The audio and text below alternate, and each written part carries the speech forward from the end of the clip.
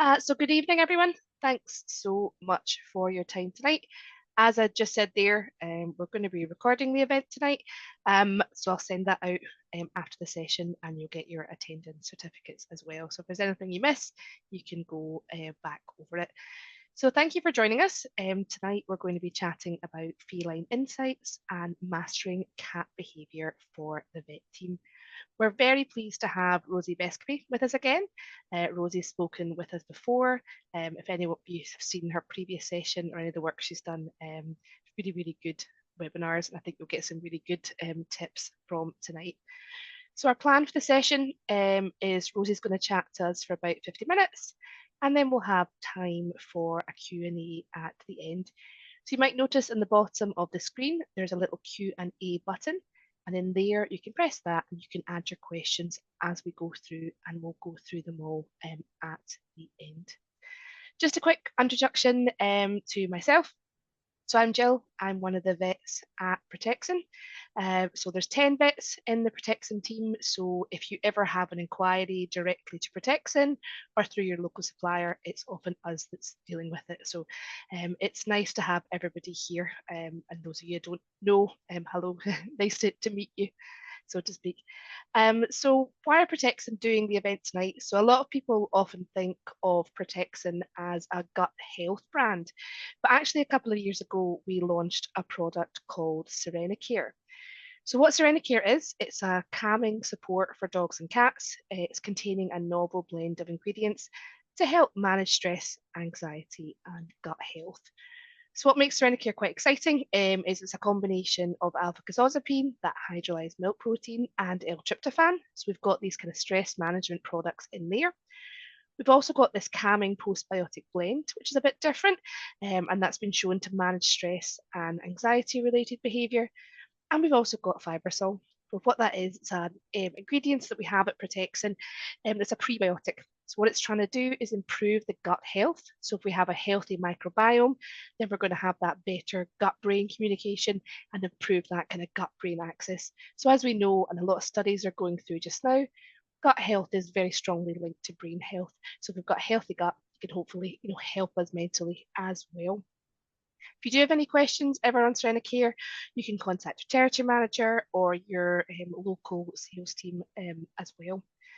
So the reason we're doing the session tonight is when we launched Serenicare, a lot of conversations that we had with vets and support teams, that people really wanted a bit more training, in animal behaviour.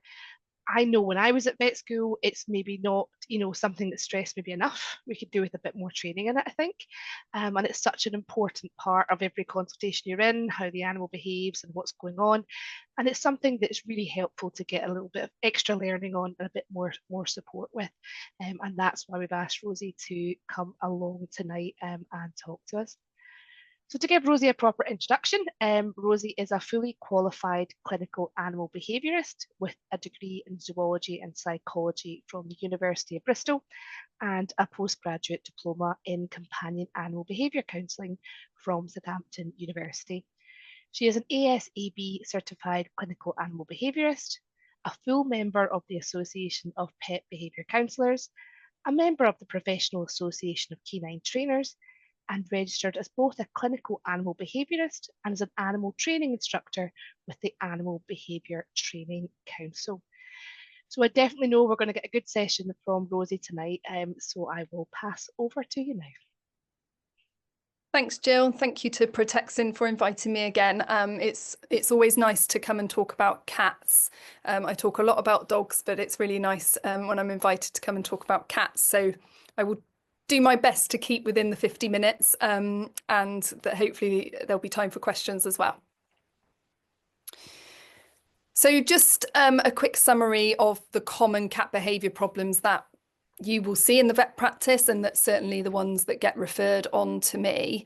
So Generally, the top ones that I get referred are toileting problems, and these are either inappropriate toileting or I rather call it undesirable toileting, because it's undesirable from the owner's perspective as opposed to inappropriate from the cat's perspective. There's a reason why they're choosing to toilet outside of the litter tray, or urine, or that could be defecating or urinating outside of the tray, or urine spraying within the home, so the cat's core territory.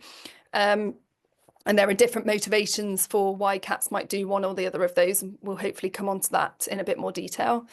Aggression specifically towards the owner, and there might be various reasons for that. It might be redirected aggression, it might be misdirected play, it might be frustration-based behaviour, for example. Or aggression specifically towards unfamiliar people. So it might be visitors to the home, it might be at the vet practice. Another one we see is aggression between cats in a household. I've got a case study on that later on in the talk. Issues between cats in the peripheral territory. So that's normally the garden area or the area outside of the home. That might be for cats that do have outdoor access, or it might be for indoor cats, but they're looking at cats out of the window in their peripheral territory that can cause an issue. Some cats I get referred for general kind of fearful behaviour, so excessive hiding under the bed, for example, or agoraphobia, where they're too scared to go outside. The owner would like to encourage them to be an outdoor cat, but they are too frightened of the outside world. Those are the most common ones. We do see some weird and wonderful ones on top of these. But whatever the problem, all behaviour problems should be seen by a vet first and receive the necessary medical check if possible. Obviously, if it's aggression towards the vet, that might be a limited exam, but using video footage or, if necessary, running urinalysis or even bloods, depending on the problem. So let's just start with looking at cat ethology. So the domestic cat's common ancestor is the African wild cat, and we're really advantageous with cats because the African wild cat still exists today. So it means that we can really, or we have really extrapolated or observed how the African wildcat lives and extrapolated that information to see how domestication might have changed our domestic cats or how it hasn't, and some of these traits are very much the same. So from looking at the African wildcat, we know that they are a solitary species. They hunt. They are both a predator and a prey animal. They're extremely territorial, and they use scent communication to mark their territory. So they use scent communication in a way that they try to avoid any visual or physical interactions with another African wildcat. So they try and use the scent communication to mark their territory in the hope that another African wildcat will come along, smell that this is another cat's territory and move away. So they do their best to not have to get into visual or physical confrontations.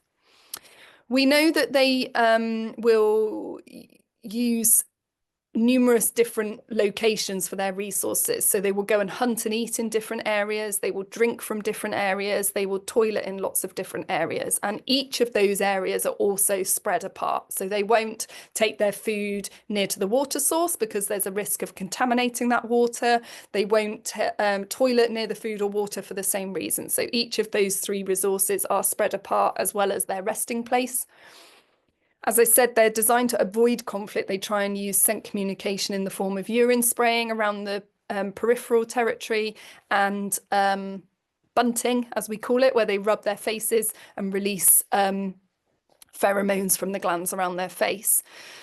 They have various other sebaceous glands, not just around their face. They have them, the queens have them between their teats. They have them around their anus. So whenever they defecate, they will also leave a pheromone there as well.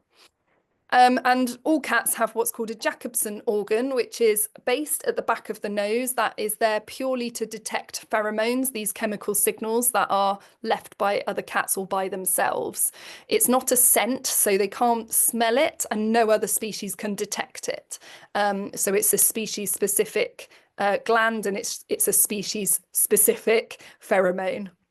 Get my words out. So we'll piece that together, that ethology of the African wildcat. We're going to piece in to all the problems that we're going to look at today that cats show. So first of all, let's talk about what challenges cats face when they're taken to the vet. So they definitely go through a concept called trigger stacking when it comes to a vet visit. So by that, I mean that there are lots of multiple layers that create stress for the cat, and they pile up on top of the other. And it can mean sometimes that by the time the vet comes to examine the cat, or it comes to sedate the cat for a general anaesthetic or whatever they're in for, the cat is very fractious and very stressed, and it's very hard to treat them or even examine them. So the first trigger that causes stress when a cat needs to go to the vet is getting them into some sort of cat carrier.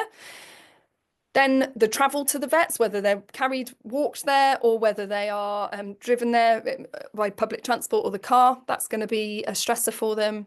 Sitting in the waiting room around the smells of the vet practice, that might be the chemical smells of the cleaning products, it could be the smells of other stressed cats, it could be the smells of predators like dogs, for example.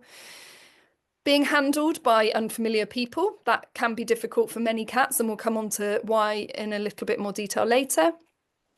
As I said, the other scents associated with the vet practice, they might be already experiencing some sort of pain or discomfort, and that's why they're being taken to the vet, so they already feel quite rubbish. Or sometimes vets have to do things that aren't particularly pleasant and might even cause pain to them when they get there. And then for some cats that are going to stay in for any amount of time, they are confined to a small kennel, cattery sized area out the back. So first of all, and I know you're all thinking, well, this isn't really our problem, this is an owner problem, but I do think if there's any way of getting posters up or leaflets out or information up in the reception area about the importance of the cat carrier, it would make everyone's lives so much easier. You will get less cancellations because you won't get the owner saying it saw the cat carrier and it ran off. And much less stressful for the cat, and it means it's not the first trigger on that trigger stacking effect. So it does start at home with the cat carrier. Now this is my cat Fern, and a couple of photos here. You will see that I have the cat carrier out in my house all the time as part of the furniture. Now the nice thing about a cat carrier is that cats naturally like to choose hiding places. We all know that they love a cardboard box. And there's no reason that the cat carrier can't be the equivalent of a cardboard box. It's a small dark space. And actually, if you in winter, if it gets placed by a radiator, then there's no reason why a cat without any negative history of the carrier wouldn't choose to go in and sleep in it. And you can see here, this first photo is my cat Bunting on the cat carrier herself. So she is naturally laying down those happy pheromones all around the carrier, so that when I do need to shut her in there and take her somewhere, the carrier is already strongly associated with relaxation and happy pheromones. So for some cats that might have had a negative association with the carrier, it might be that we start off in the home with just the bottom half of a carrier, and this brings us on to the type of carrier as well, which I'm sure you'll all agree we would like all owners to have a carrier that can come apart rather than ones that you have to get the cat out without being able to take them apart. And again, maybe that's something you have as literature or information in the reception area to try and educate owners, or even stock a few of the decent sort of carriers and sell them if you have a particular nightmare case that you can't get out very easily. So leave it out as part of the furniture, make it comfortable, put some the cat's normal blankets and beds in there. We might even use some pheromone spray initially. As I said, you might start off with taking the top off, so it's just there with their bed next to somewhere warm with some pheromone spray. And in an ideal world, we would just put some treats in there every now and then so that the cat finds something delicious every time they choose to venture in there. And then when you do need to get them in the carrier to take them somewhere, you would just do the same, put some food in there, and then your cat will hopefully walk straight in, and you can close, and I'm talking about the owners here, can close the door and take the cat off. So information sheets on that is my advice in terms of vet advice to owners.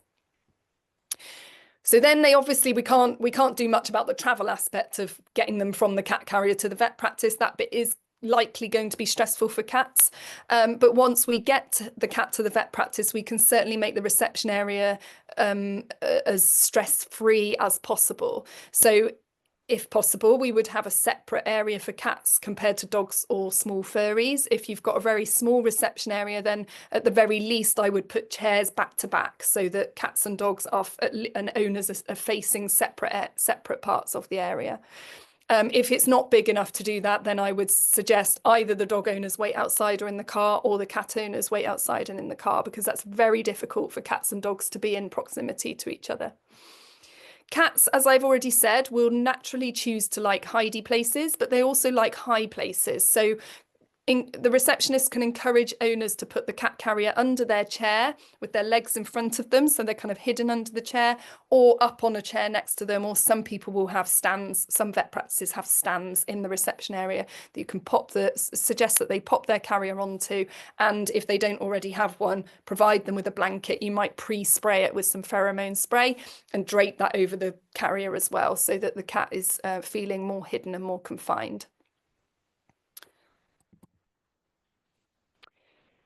So then we move on to introducing yourself to the cat, and many of them won't want to be introduced to, unfortunately.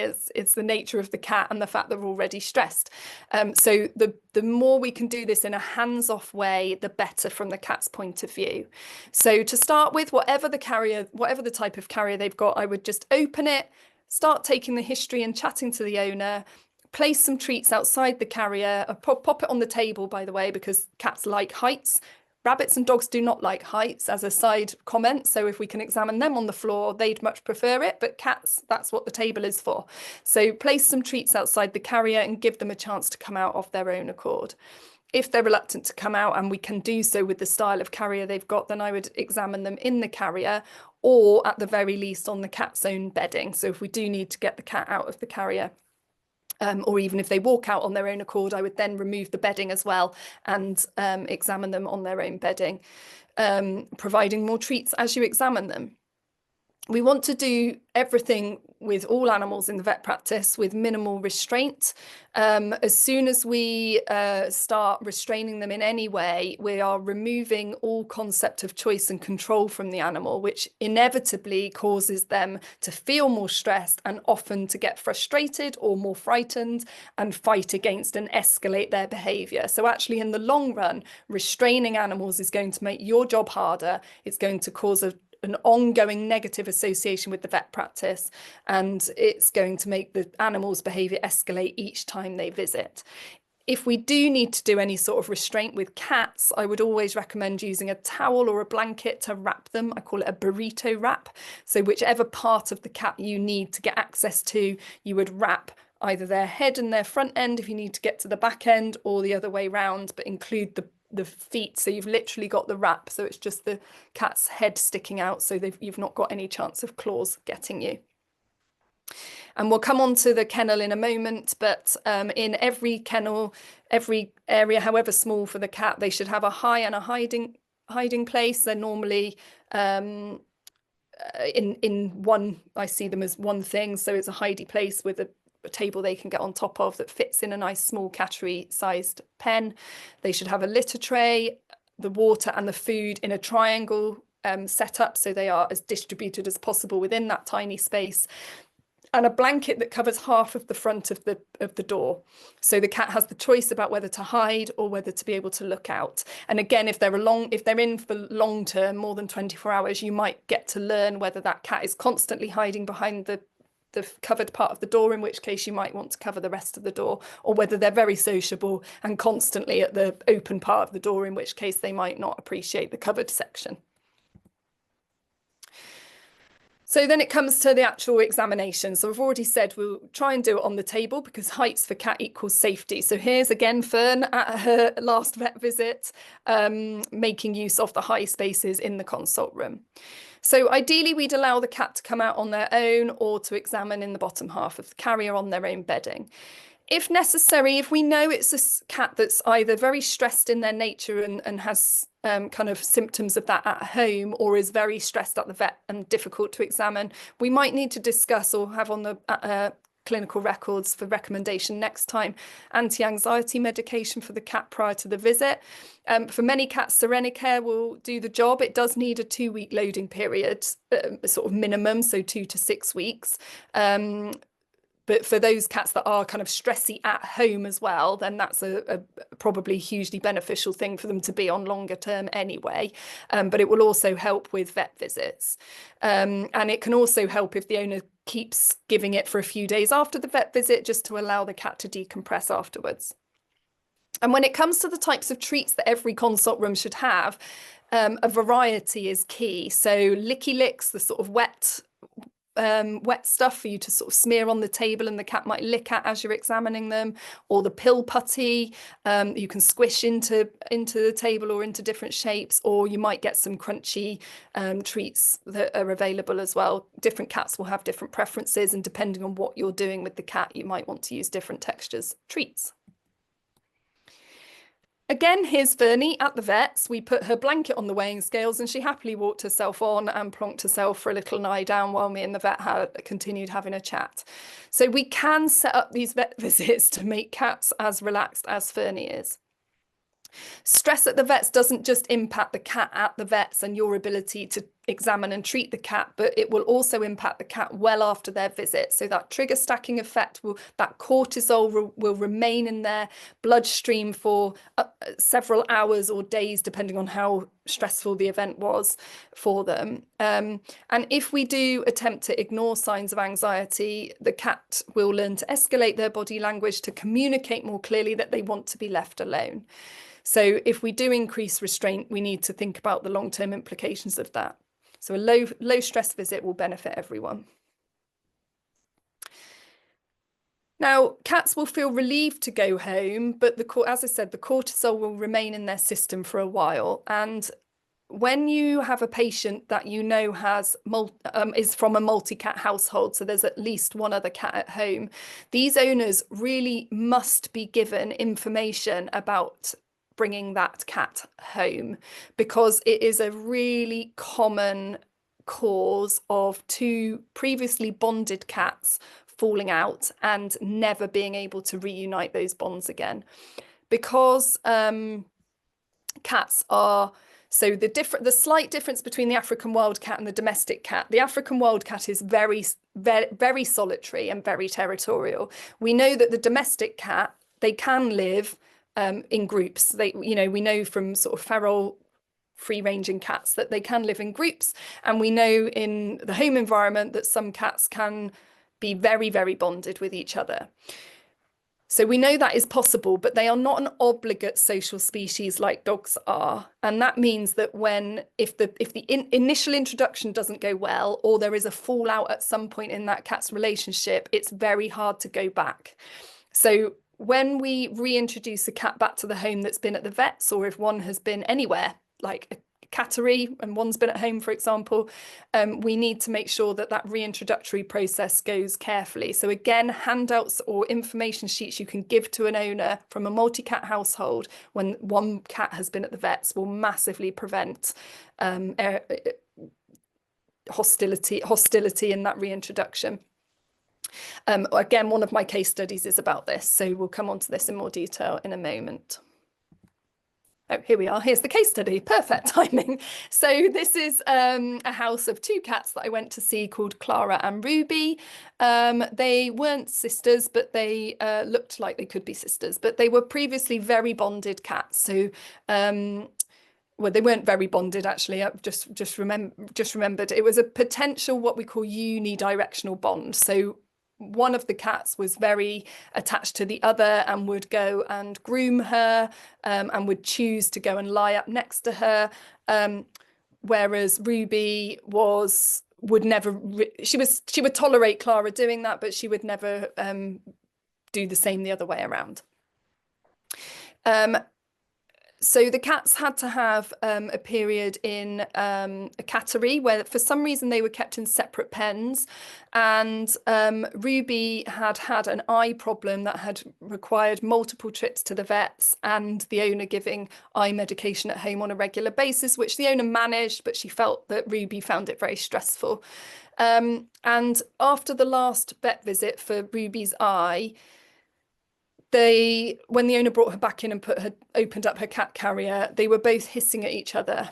And ever since, the owner had reported that there was this hostility going on between them, that they would no longer go up to each other in any sort of affiliative way, or there wasn't this one directional grooming or sleeping behaviour at all. And that Ruby had also become less affectionate with the owners, seemed more anxious about going out into the garden, and she had started spraying around the house. And sometimes there was blood observed in that urine. So Ruby was quite a stressed little cat by this point. So just a quick note about catteries or rescues or the vets. So what is stressful for cats about these environments? So first of all, it's generally a much smaller space than the cat is used to. So they are suddenly very confined. That means they don't have choice about their behaviour, and they certainly don't have the option to move away or run away from things if they're feeling worried.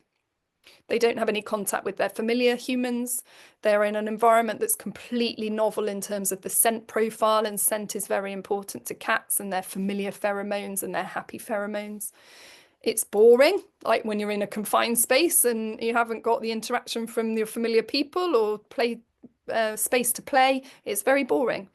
It can be more chaotic than at home because, again, they've only got a one view out of their environment normally, and there might be a lot of activity going on outside of there. In many places, there might be an element of sleep deprivation. Cats will obviously sleep a fair amount during the day, but if it's a busy environment all day, then their sleep's going to be deprived. They might be smelling other stressed cats, or at least other cats, even if the other cats aren't stressed. And when you've got a territorial species, that can be difficult. They're being handled by strangers. Sometimes in the vet environment, it's not going to be particularly pleasant handling in terms of unpleasant things being given to them, injected into them, etc. And in some places, we've got air conditioning on, or the radios might be on the top of a cat's kennel and vibrating down into the kennel. So be aware of that. So in Ruby and Clara's case, there was, from talking to them, there was clearly some stress going on from neighbourhood cats kind of simultaneously to these stresses that Ruby was going through in terms of her eyes and her treatment. So I think a new neighbour had got a young cat that was spending a lot of time in their garden and was kind of pouncing on Ruby whenever she went outside. We know that she found the period in the cattery stressful as well. The owner had reported that the cattery owner had told them she seemed very stressed. She was then suffering from recurrent feline idiopathic cystitis, is exacerbated by these treatments. And that's a cyclical issue then, because it's painful to urinate. That increases stress. Stress increases the issue, and you end up with a right pickle. And the reintroductions from the periods at the cattery and the vets were just done in terms of walking in, opening the carrier, and not giving the cats any time to decompress from their stressful periods, but also to get that scent profile, that familiar scent profile, impregnated back on them before they were then introduced to each other. So that's what's really important. I would generally recommend, I mean, if it's just a quick vet visit for a consult, and then they're home again, I would recommend an hour or two separated in separate rooms of the house before reintroducing. If it's a cat that's been away overnight or for longer periods, then I'd recommend a 24-hour period of segregation so that that cat that's just come home can decompress and can get the familiar scent of the home back on them. We don't quite know what it is that the cats are freaking out about when they are reintroduced, when they come back from somewhere unusual, but it's likely to be the scent profile. Sometimes if they're wearing a buster collar as well, the whole thing is just off. They don't smell like my friend. They don't look like my friend. So when we talk about stressed cats, what do they actually look like? I think we all know cats that are hissing or attempting to bite or scratch us are very stressed cats. But for cats, there are a lot more subtle signs that they show before they get to this point. And very often, owners do not pick up these signs, particularly in multi-cat households. So we've got their very wide eyes, their dilated pupils, their ears might get pulled backwards. Staring in cat body language is threatening. So very often in multi-cat households, an owner will think that one cat is the nasty one, but actually they are simply responding because they have been pushed to respond by another resident cat that has been eyeballing them constantly and blocking their access to get out of a room, for example, or access to a resource. So eye contact and staring is very, very threatening in cat body language, and we really need to identify it and diffuse the situation for the cat that's being stared at. Constantly crouching and not settling down to sleep or moving away. The tail, obviously, we know that a flicking tail is not a sign of a happy cat. A sudden groom. So when a cat is having a proper groom wash, they will do so, they almost fastidiously do their whole body before they lie down and have a nice long sleep. When a cat is active and they very suddenly stop and give themselves 1 or 2 licks down quite aggressively almost, that will be in response to a minor stressor normally, but something has happened that's made them just need to do something to sort their coat out or to as a kind of displacement behavior.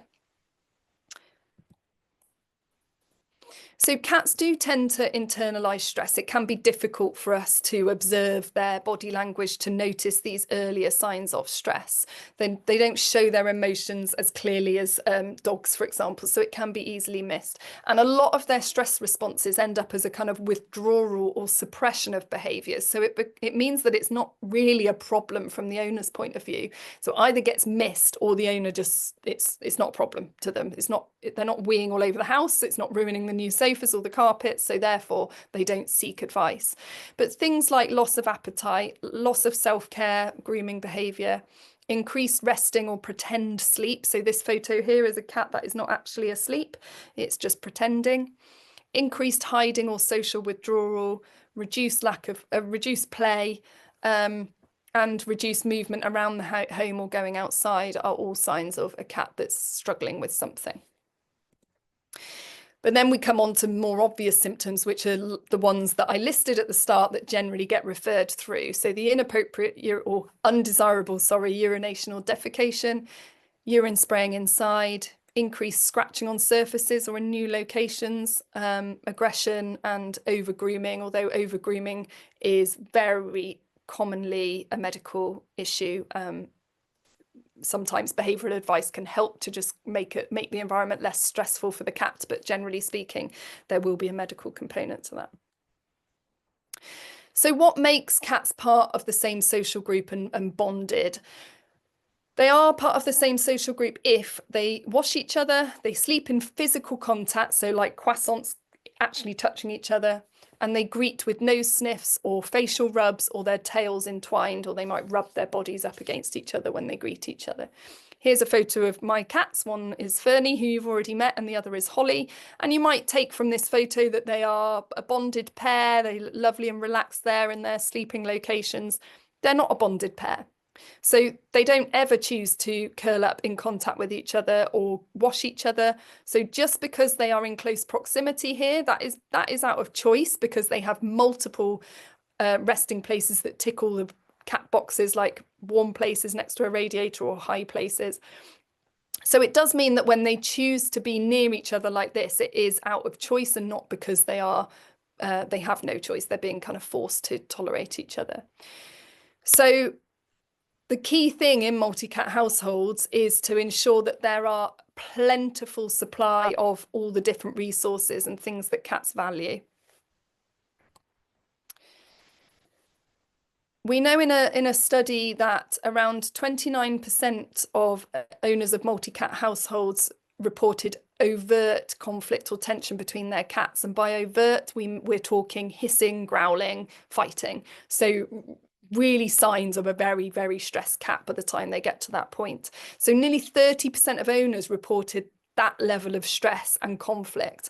And so if we think about the more subtle signs like the blocking, the staring and the avoiding each other and all the signs that an owner's missed, it's likely to be much, much higher than that, which suggests that a lot of multi-cat households aren't very happy multi-cat households. As I've said, they're not obligate social creatures, so they don't need to repair their bond after aggression. And it's vital there is a sufficient number of resources available so that all cats in a home can coexist without being forced into contact with each other. And the rule for any resource is to have one of everything per cat plus an extra one. So in this photo here, we can see 4 cats that are all showing avoidance behaviours to each other. So in this house, we would need at least 5 litter trays in different locations, at least 5 feeding stations, at least 5 different water drinking locations, at least 5 different favourite types of resting places, and possibly even 5 different types of scratching posts. Yes, let's talk a bit more about that. I couldn't remember if there was another slide there. So if you think about it, what we don't want is for this owner of this house here to have 5 litter trays all in a line next to each other in one room of the house, because from a cat's perspective, they will simply see that as one massive litter tray, which isn't a bad thing because litter trays are often too small for our cats, but it is a bad thing in terms of the number of cats in this household, because the whole point is if one cat decides to sit in that doorway of that room and block access for the other cats, they have got nowhere to go to the toilet. We often think in multi-cat households where there's any tension that the best thing to do is to get the favourite types of treats out, get the licky licks out and bring all the cats together and feed them at the same time so that they associate each other with good stuff. Unfortunately, that can cause conflict. So the cats want to come near each other just to get to the food, but they would never normally choose to be that near each other. And that can happen at feeding times as well. So if feeding times in a home with a multi-cat household is a big event and the cats all, gather round and are meowing around the owner's legs, that can be a part where there's tension because it's cats that wouldn't normally choose to be near each other. So we might need to look at the whole feeding regime as well. So it's not 2 set meals a day. That's a very arousing event for these cats that are designed to have 9 small meals a day. Although I tend to advise most owners to aim for 5 because 9 is very difficult when they are working. If there's any questions on any of that, please ask. I'm going to move on to the next case study. So the next case study is Hugo. He's a beautiful black Oriental. The owners got him from a breeder, and the breeder owned the mum and the dad, and the mum was lovely. The dad was not friendly. He was quite an aggressive cat, and they weren't really able to even meet him because he was that unpleasant to unfamiliar people. He'd been castrated, but he'd had a funny response to his general anaesthetic and had to be kept in, and it was all a bit stressful for everyone involved. Shortly after that, a couple of months after that, he went into a cattery for New Year's Eve and he hid the entire time he was there. He didn't eat anything or go to the toilet for 24 hours, and he was extremely aggressive to the cattery owner whenever she appeared at the door, so she wasn't able to enter the room at all. After that, vet visits had become completely impossible. He couldn't get out the carrier without trying to fly at people's faces. So then they asked the vet to do a home visit in the hope that not having that trigger stacking effect leading up to going to the vets would make him happier. Also at this time, he wasn't aggressive to visitors. So they asked a home visit from the vet. And unfortunately, as soon as the Hugo saw the vet, he's not stupid. He knew the smell of the vet and he ran, and they all were running around the house trying to catch this cat. When they did, he wet himself and it was very, very, very traumatic. And after that, he became aggressive to all visitors to the home. And the owners struggled to do any kind of husbandry or anything to him at home as well. So he was a very stressed cat by this point. So what did we do? We looked at reducing his overall stress levels. This was stage 1. So before we looked at any of the specific issues, we just looked at reducing his overall stress levels. So on the right hand side here, I've got a list of what we did to reduce his overall stress. So we looked at making his routine as predictable as possible and giving him the perception of full control over his environment. And we looked at making his home environment as feline friendly as possible. He was a house cat, by the way. So we looked at the environment in a 3-dimensional way, because cats view their environment in a 3-dimensional way, which means they look at what height is available to them and not just looking at the floor space and the odd bit of furniture. And owners can do this as thoroughly as they like, really. In an ideal world, you would have cat shelving, particularly for an indoor cat that doesn't have outdoor access, and particularly for very active cats like the Bengals. You would have cat shelving around every room of the house so that the cats can climb and sit up high and get round each room via the cat shelving. That might not be possible, especially people in rented accommodation. So what I tend to advise is a cat tree in every room of the house where possible, and to clear space off sideboards, off already installed shelving if there is a way of creating access for cats to get up onto furniture, and actively encouraging that by using treats or creating a step kind of ladder or moving furniture so they can hop up from one thing to another. And looking at the really high areas, so the top of fridge freezers or the top of wardrobes can be favoured resting places for cats. They just might need to have a route to get up there. And we also look at the home in terms of tunnels and hiding places. So can cats traverse around a room if we pull furniture a few inches away from the wall?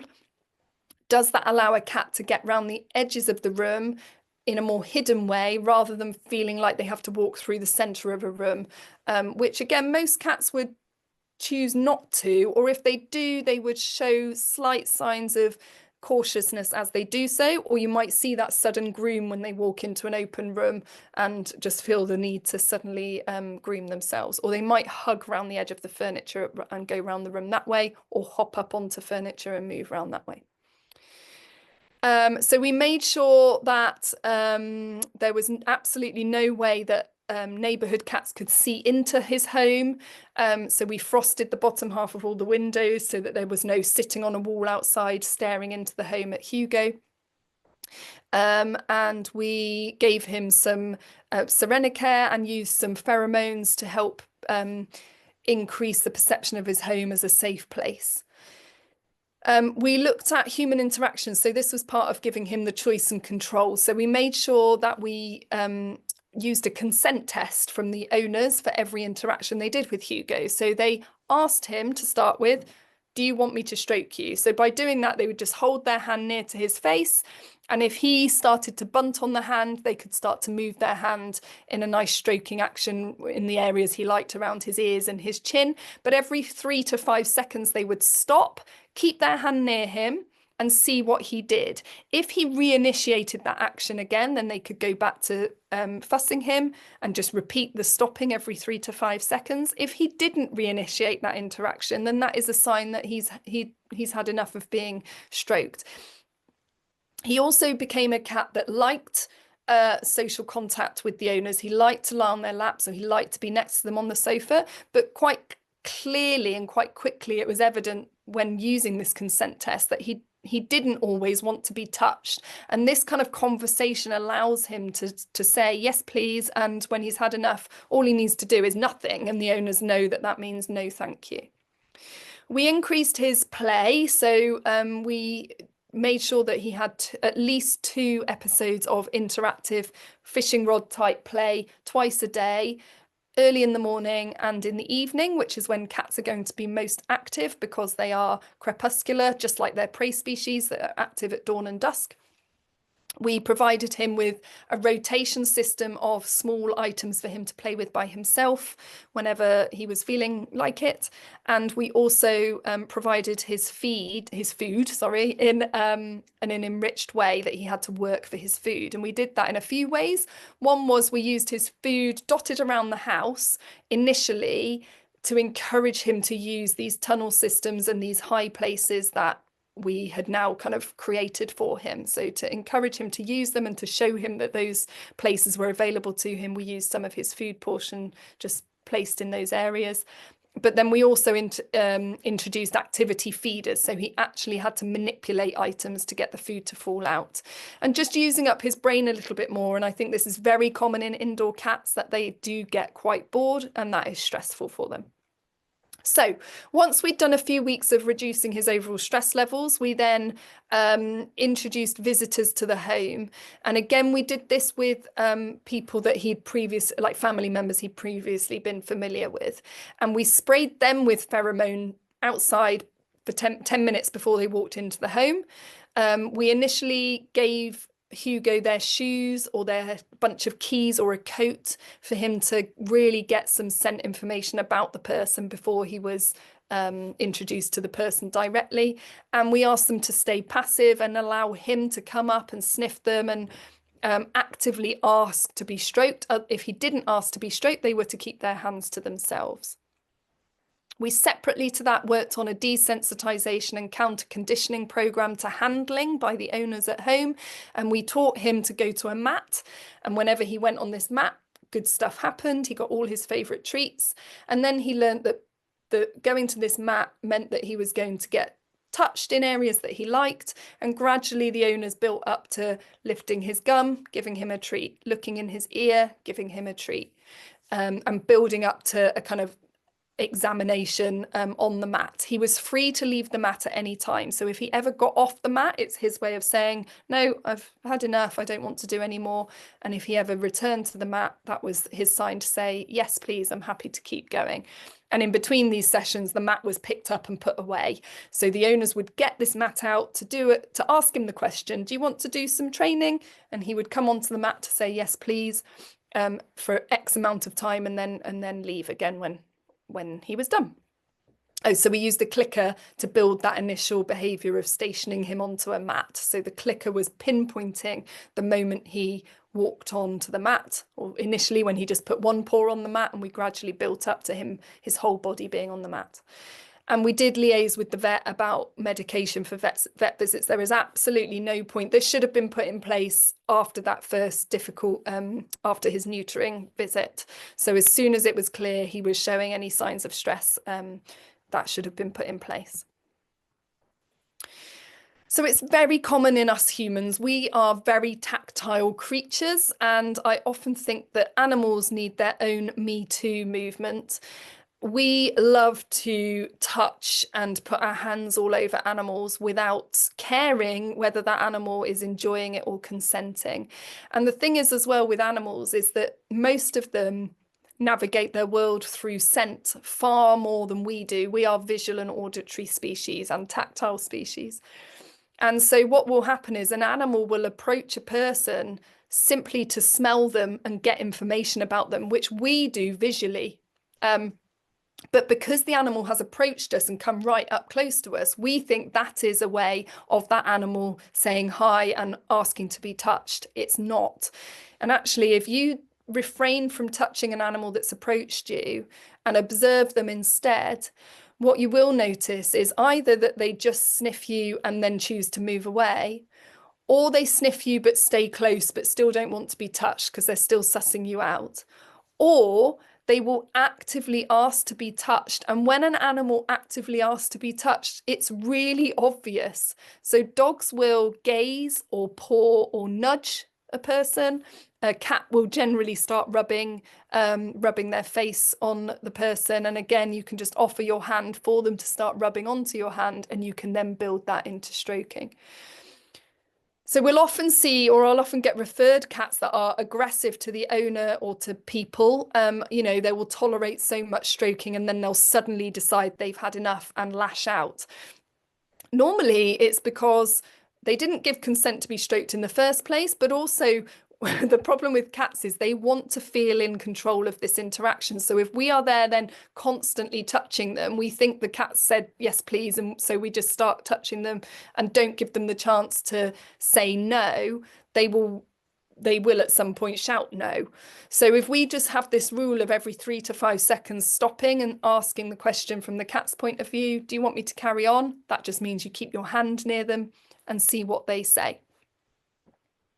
And as I said, some cats want to be in proximity, but without being touched. I wouldn't want to be constantly stroked by my husband sitting on the sofa next to him. I just like sometimes sitting next to him. Another general rule is if a cat is sleeping or a dog is sleeping, just leave them be. Don't go and disturb them, even though they do look so cushy and snuggly when they're all curled up like a croissant. Try very hard not to disturb them. Certainly at least wake them verbally before you go putting your hands or even your face near to a sleeping cat. And when unfamiliar people touch a cat or stroke a cat, they are also impregnating the cat's coat with their unfamiliar scent. And I think this must be like those those great aunties who have perfume all over them, and after you've given them a hug and they've insisted on giving you a massive kiss and a cuddle, you smell their perfume for the whole rest of the day. It's impregnated on you. And I think for animals that navigate their world through scent, this is what it must be like when an unfamiliar person puts their hands all over them. That cat now has got that unfamiliar person's scent until they've given themselves a really good groom and got rid of it. And that's really stressful. So again, just apply that to how a cat feels by a veterinary examination, and why using their bedding is very important. And if we do need to use any form of restraint, we use a burrito wrap, ideally with the cat's bedding, so we're not impregnating them with all these smells from the vet practice. As I said, many cat homes do not take into account the fact that cats like to hide and they like to get up high. Every cat should have the opportunity to do that. So for cats who are arthritic or older and maybe unable to jump up, they need to have more step options to still be able to get up, but without having to do the jumping. And it can be as basic as owners getting a delivery and leaving the cardboard box out for the cat to spend some time in. As I said, it could be as basic as leaving a wardrobe door open, so the cat can go into that wardrobe in a nice hidey hole and have a sleep in there. So this is all, this is all ways to de-stress for Hugo, but also just in terms of what makes a feline friendly environment for all cats. So here's a nice photo of a really inappropriate feeding and drinking station for a cat.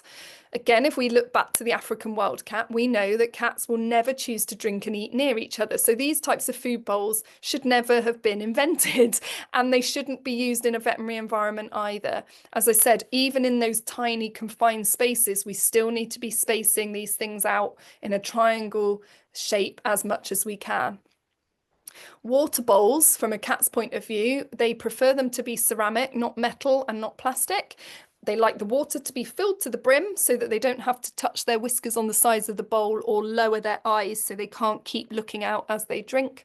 And in the home environment, ideally we would position water bowls so that the cat can still survey the room rather than being forced to face a corner to have a drink. So they like to know, even if they're an only cat in the home and a very quiet home, it's still nicer for the cat to be able to check their territory and as they're drinking, so they feel less vulnerable. Many cats like running water, so cat fountains can be quite popular. It doesn't really matter. The choice is nice to have some stationary water and some running water. They just need to be well distributed apart in a multi-cat household, so not all in one room, for example.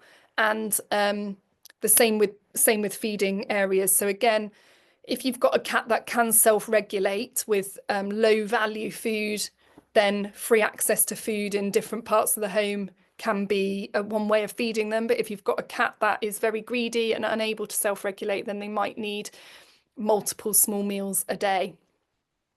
And used, ideally, we want our cats to be working for their food. They are hunters, and the domestic cat is a scavenger.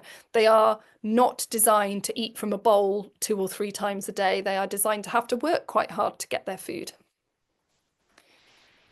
So as well as activity feeders for food, the other types of play, I've said about small independent items for Hugo to bat around by himself. Now, variety is key, and for some cats, trial and error is key. So we want a mixture of different textures, ones that make different noises, different sizes. Some cats like to carry great big massive fake fish or whatever around, and others like a tiny little mouse. And some might be scented with catnip, for example, if you've got a cat that likes catnip. Playing twice a day is really important for most cats. Even I have known a blind 3-legged elderly cat still likes their play sessions. So again, it might need to be adjusted slightly to cater for their needs, but even if, and I think owners think that it needs to be a 15-minute full-on charge around the house type crazy play session, and it doesn't need to be that at all. 30 seconds for some cats is enough. Just getting that whipping their head around and that little stalk and a little pounce is enough. Again, cats are designed to they might catch one mouse and that will be it, but they might do it 9 times a day. But in each individual hunting session may be very short, is what I'm trying to say. Generally speaking, I don't encourage the use of laser pens. They can be used effectively, but it's hard to not induce frustration because the cat hasn't got anything physical to catch. They keep pouncing and it keeps running away. And so we don't want the cat to get frustrated and that there's nothing physical to catch. So if you're going to play with a laser pen, the owner must have a ball of greaseproof paper with a treat wrapped up in the middle of it, and they throw that down at the end of the play session and land the laser light onto it. So they've got something to grab, to dissect and to consume at the end. And we certainly don't want people sending it up walls or onto ceilings, and again, really building that frustration and probably a risk of injury at that as well. Activity feeders don't have to be expensive. Here's an example of a homemade activity feeder from a plastic bottle or a kitchen roll cardboard tube with holes in the sides. And starting off, making sure that owners understand the concept of starting off very easy for the cat. So big holes, multiple holes, so it doesn't take much manipulation for the food to all fall out, and build the cat's confidence that they can manipulate this item to get the food to fall out. And then they might increase the difficulty by reducing the size of the holes or the number of holes. So the cat has to manipulate it for a little bit longer before food falls out, until they're basically happy to really knock a activity feeder around for a long period of time to get their dinner portion to fall out. That is everything. I think I've done all right timing wise. Brilliantly. So if there's any questions, feel free to shout. Thank you very much, Rosie. That was brilliant. Some really, really good things that I'm sure everyone can use in practice. So as Rosie said, if you have any questions, we have a Q&A box at the bottom, and just type in your question there. We have a couple in already, so we'll just start with them, and then you can just keep typing them in. So the first question we've got here from Rupert, it was going back to the idea in reception. So when you're covering cats with a blanket in the waiting room, does it matter if the blanket smells of a previous cat, or do you have to have a clean blanket every time? If it's just been used to drape over a carrier, it shouldn't smell too much of the cat. It's going to be an unfamiliar scent. So ideally, I would give it a good spray with some pheromone spray prior to, and that needs to be 10 minutes before putting it on. But if reception can maybe have 2 on rotation, so that one is, fresh, because once it's sprayed, it will last for a while. So you could spray in advance of your next cat patient coming, and then use that to drape over, and just rotate, so each gets a fresh spray at least in between each cat. It's probably the best thing.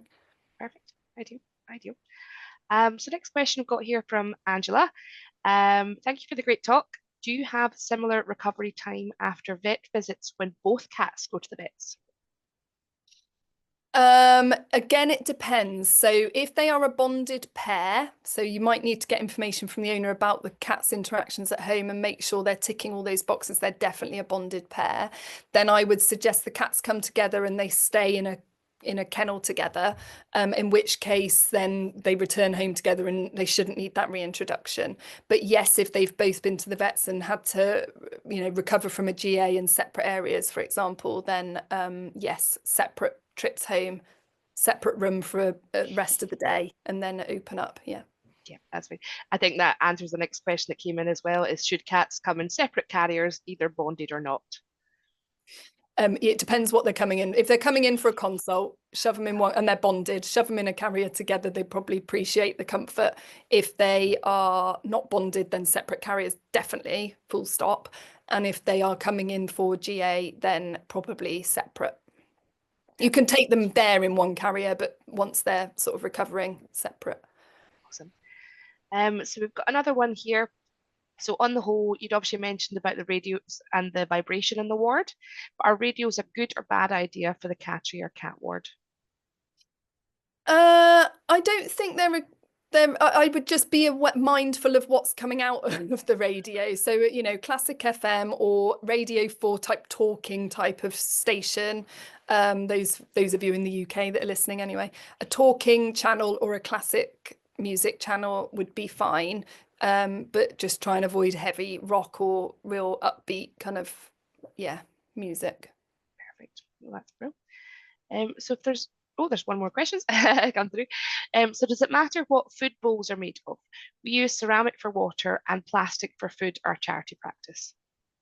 I don't think it does matter. No, I don't think there's been a preference test. Again, be interesting to see. I use plastic for my cats actually. I hadn't thought of that. So yeah, I don't think it matters. And we just got one more come through as well. How can you tell the difference between playing and fighting? I have two boys who are brothers and they do groom and sleep together, but they seem to scrap. I had a slide on that and I took it out.